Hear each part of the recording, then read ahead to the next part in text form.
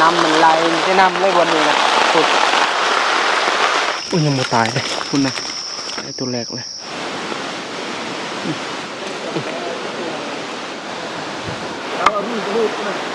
เมนูตำเสาแกงกระหอกเต็มหม้ออยู่กระหอก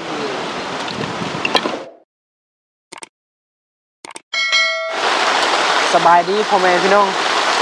วาสิปิการนะเจอฝนตกหนักอะไรตอนนี้นะทีมงานเราบ่มีไผนอนกับคนเลยเพราะว่าบนนอนกับเปียก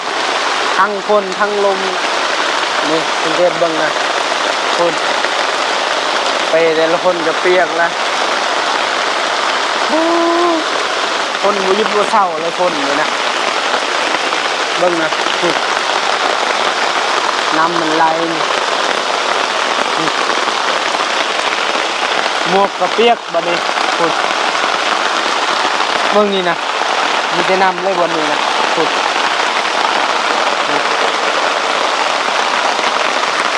ผ้าบัดกับผ้าบัดน้อยนะบ่ใหญ่ผ้าบัดก็เลยยาก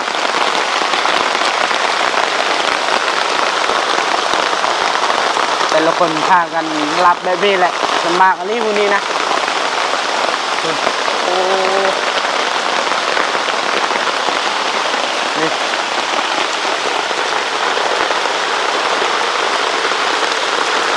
จากสินอนแท้ได้แบบนี้นะ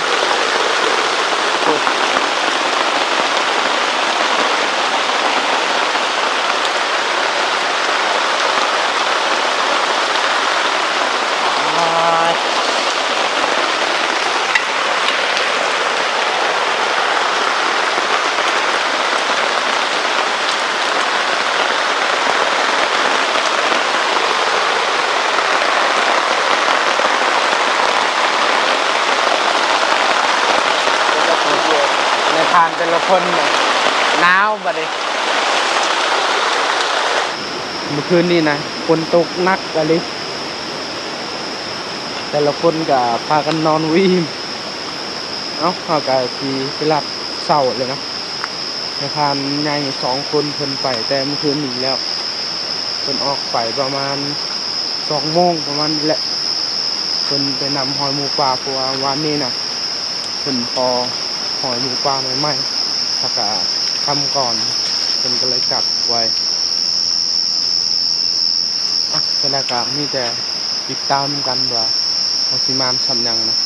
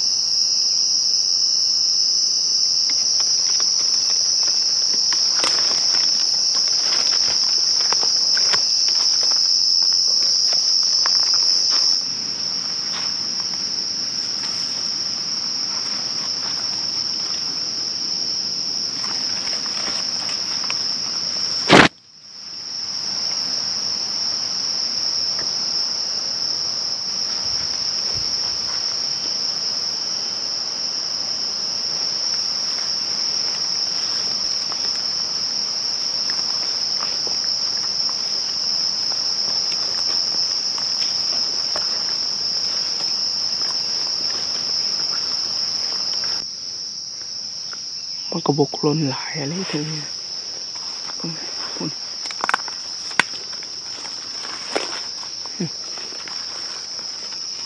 มีแต่บักกระบกเลยเท่านั้นพุ่นเบื้องนั้นบ่อพายิงกอกวันนี้ตัวหนึ่งหาบ่เห็นนะ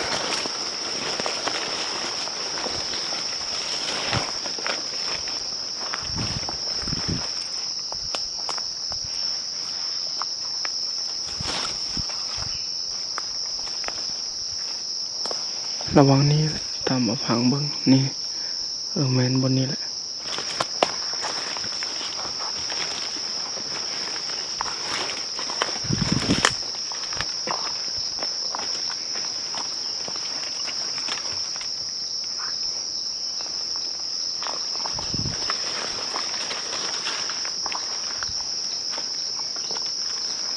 เรียบร้อยแล้วยังไม่ตายเลยคุณนะมาฟังคิดว่าบูถึกเลยนี่ได้ตัวแรกเลยคุณใครในมันโมแลนนะมาฟังคิดว่าเบื้องนั้นนะเลาะไปเลาะมาอยู่ได้ตัวแรกถ้าลุ้นน้ำกันว่าเขาจะได้จากแต้มตอนนี้เขาก็ได้ยินเสียงในพานเขายิงแล้วยิง2 บาทอีกนะ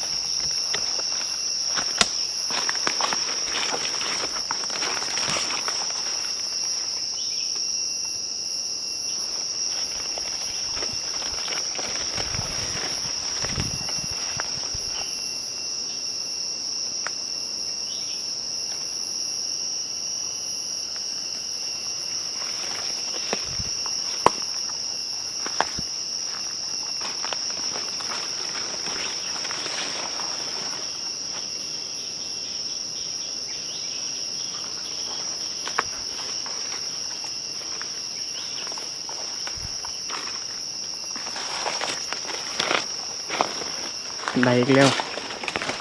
ตัวที่2ยิงเอาหมด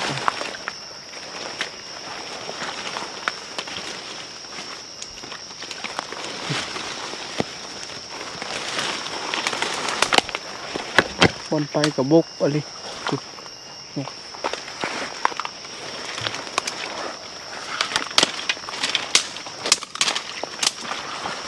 นี่ไผ่หูนี่ปีกมันนะอันนี้นะทางแหงพระเจ้าแหละพระเจ้าเห็ดไว้นะ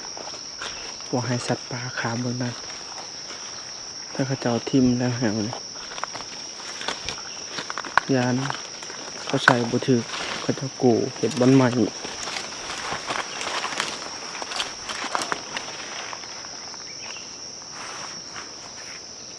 เมืองไทยนี่ก็บ่มีมากครับแถวนี้แหละแถวเขาเจ้าจะกูนะเห็นหอยสัตว์ข้ามไปข้ามมาอยู่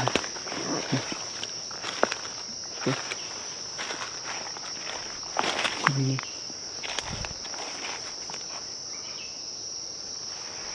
ถ้าว่าเขาเจ้าก็ได้กู้นี่หมูปลาให้ถึกนี่ดูแถวๆนี้เท่ากับบนนี้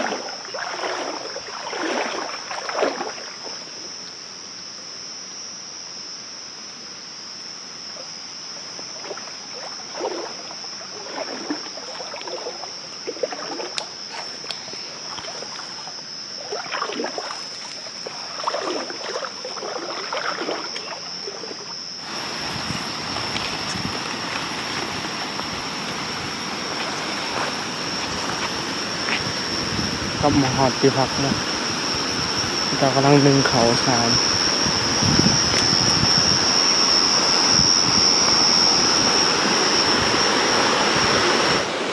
มาอยากมันปันได้นี่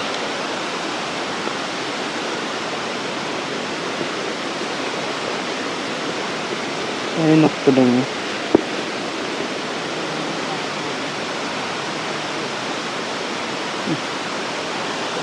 สองแต้ม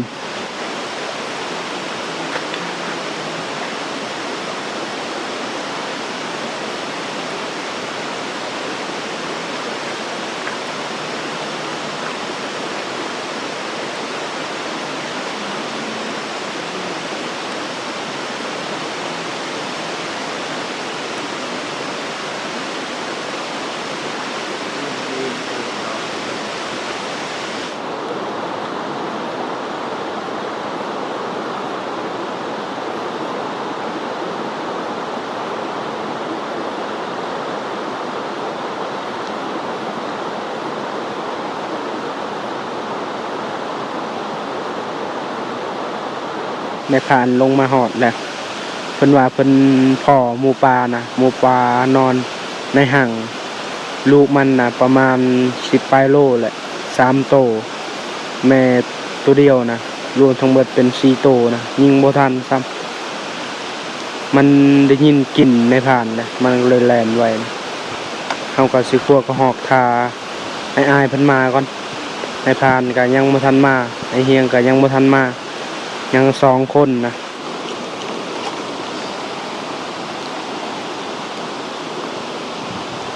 เรียนรู้ว่าเนี่ยเปียปั่นแล้วก็จวนเน้นแหละแล้วเปราะนี่นะก็เน่ละบอลก็รู้เปิลน้องปุ๊บ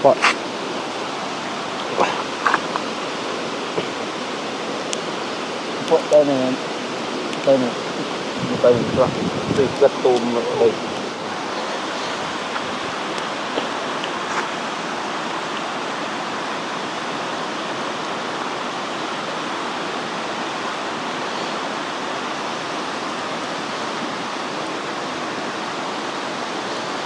ู่นี้เลยตัวหัวnó giờ sẽ ăn gì nên đòn này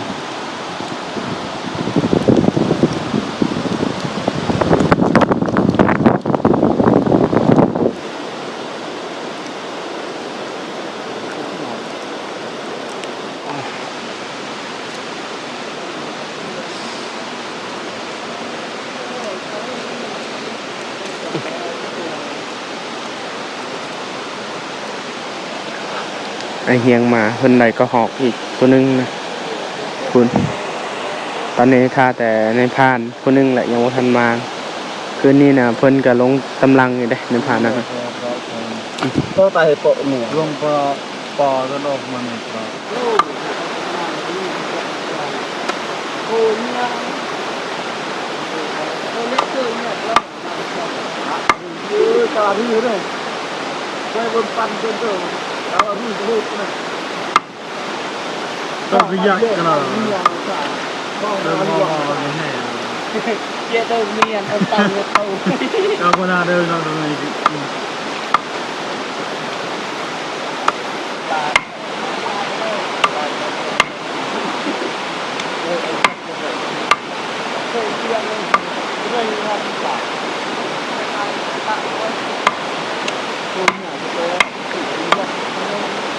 หลักคือสั่งเลยสับระยาวอ่ะแต่เมนูตำเสาแกงกระหอกนะนี่คุณเต็มหม้ออยู่กระหอก4 โตนะมีนกพร้อม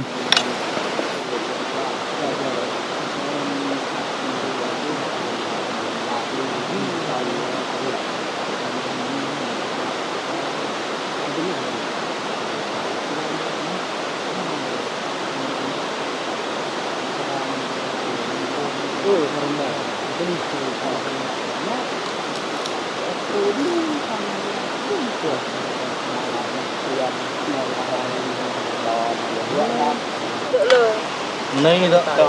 Hạt tay rồi đó. Này hay bọn ghi tôi là gì kìa. Môi tay bị tay môi bị. Vô nào còn là trò.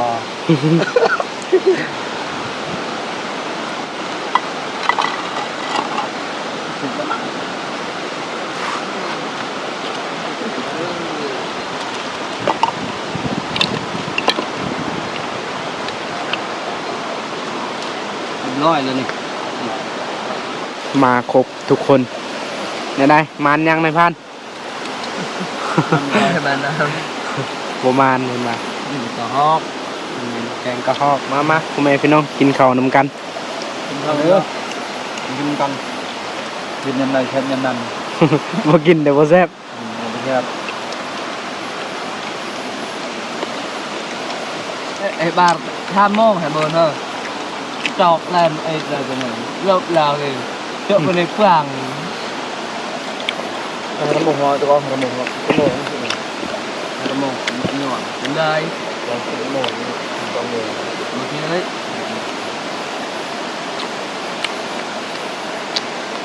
Còn bài kia nhiệt đẹp hơn này cái bột. Nhiệt bằng nhâm cây bột.